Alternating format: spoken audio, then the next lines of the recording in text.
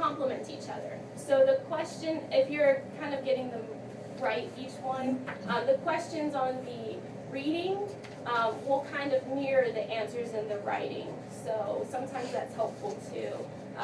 We're really trying to make everything integrated so that it makes sense as a whole instead of just some arbitrary, English words we're throwing around. Okay, the speaking test. This sometimes is the hardest part because there's some complicated concepts in here, and a lot of people can get through name, birthday, social security number, that sort of thing, and we're going slowly. We're not trying to race through, and we're not trying to make it difficult for them. But this is going to be kind of a little bit more discretionary as an interviewer. I'm going to see how well do you understand what I'm asking you. Are you just telling me no because the next 20 questions are supposed to be answered no? Or are you telling me no because you know that never happened?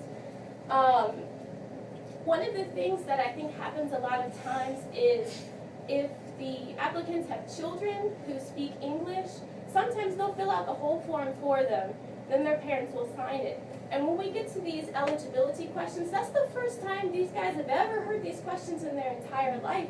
And it might not be so much it's an English issue, but also if you go over the questions with them beforehand, then at least they'll know. And it's not on purpose, but if they've never heard any of the questions before, then it's going to be completely new. They might not even know that I'm going to ask them about their taxes because somebody else filled out the form for them to be helpful.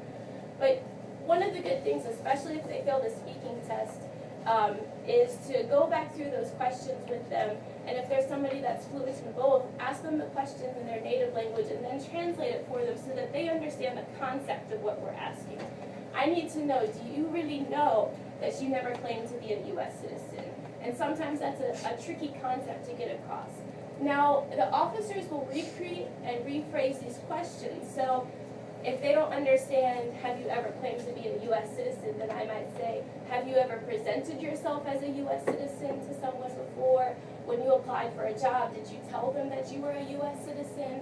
We can ask, in a limited sense, different ways. So we're not trying to be too strict, but we're trying to understand, do you understand this concept that I'm trying to get across to you in English? And can you respond meaningfully? Is there any chance that those questions in that section, that they're going to change any of the language in that? Like habitual drunkard is not a word that you hear all the time. Exactly. Right. A totalitarian government is not a word that they hear and understand. Right, and that's above our pay grade, as they say. Generally speaking, if they look around for this long, there's still questions about if you've ever been a Nazi before, and we're starting to get to the point where nobody's going to be old enough for that anymore. But if I'm asking the question, I usually say, have you been an alcoholic? Have you lost a job because you were drinking? So, I've never heard somebody say habitually drunkard, habitual drunkard in relative conversation anyway. So that's part of the rephrasing. We can't get too far off course, but we can make it so that I had to Wikipedia totalitarian just to make sure that when I used a different way to rephrase it, I was saying it correctly.